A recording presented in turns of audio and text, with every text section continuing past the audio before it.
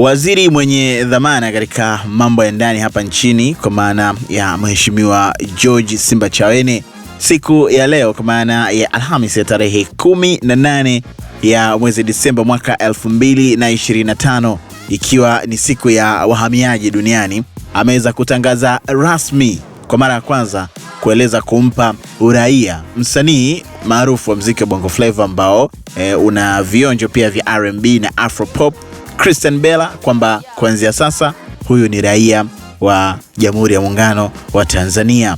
Na haya ameweza kuzungumza leo hii jijini Dar es Salaam wakati akizungumza na waandishi wa habari, na aliweza kueleza kwamba zipo sababu nyingi sana kwa mtu kuweza kupewa uraia, na unaweza pia ukafutwa kama hataweza kufuata taratibu.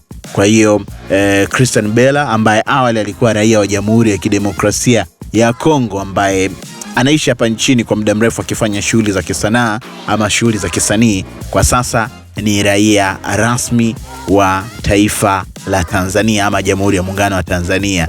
Hiyo ni moja kati ya taarifa ambayo tumeona sio mbaya, penzi wa burudani, basi tukusogezee uweze kufahamu kwamba kuna orodha ya Mtanzania mwingine ambaye tumemwongeza katika listi ya Watanzania. Sasa kwa pamoja kama ndugu wa Tanzania, hebu tukae tumwangalie Christian Bella afu tuseme huyu tumpe kabila gani litamfaa.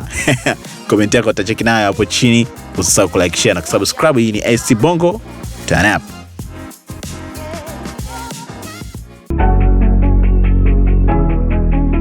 ST Bongo, nyumbani kwanza.